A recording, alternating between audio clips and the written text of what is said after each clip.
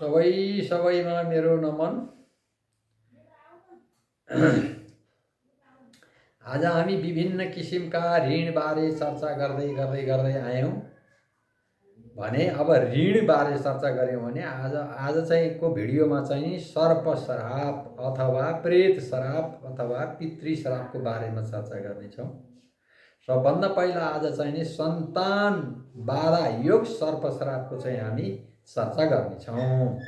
अब सन्तान बाधा सर्प योग कस्तो भए पर्छ त भन्दा लग्न स्वामी पञ्चमेश सप्तमेश तथा सन्तान कारक ग्रह कमजोर भएर सन्तानहीन योग हुनेछ।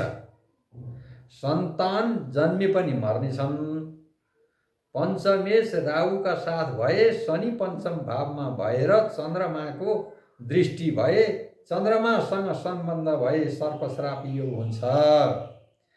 पञ्चम भावमा मङ्गलको राशि भएर राहु स्थित भएर बुधको दृष्टि अथवा बुध सम्बन्ध भएमा सर्पश्रापको योग हुन्छ। यदि शक्तिशाली सूर्य शनि मङ्गल र राहु पञ्चम भावमा भए सन्तान कारक योग कमजोर हुन्छ। सर्पश्राप योगको सङ्केत गर्छ।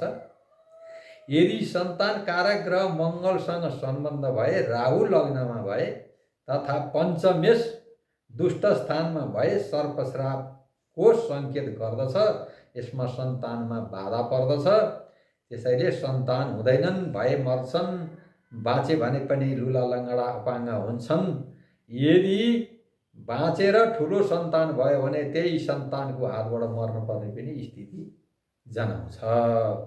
अब यो सर्पश्राप चाहिँ कसरी पर्छ त भन्दाखेरि अब सर्प धेरै मार्नु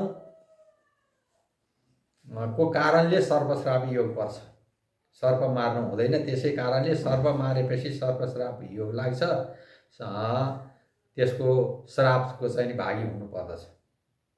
अब यस्तो परेमा गर्ने के त? अब यसको उपाय पनि केही छ कि भनेपछि सर्पलाई मान्ने, सर्पलाई दुध खाने पैसा दिने, कुनै सर्पीहरूले सर्प खेलाएको ठाउँमा भेट्यो भने सर्पलाई दुध खाने पैसा दिने, सर्पको सुनको सर्प बनाएर शिव मन्दिरमा राखिदिने, सुनको सर्प बनाएर चाहिँ नि एउटा गङ्गामा बगाइदिने, सुनको सर्प बनाएर एउटा सर्प चाहिँ नि ब्राह्मणलाई दान दिने, सधैँ नागलाई सर्पलाई आफ्नो कुलदेवता मान्ने र सर्प अथवा नागको पाठहरू गरिरहने।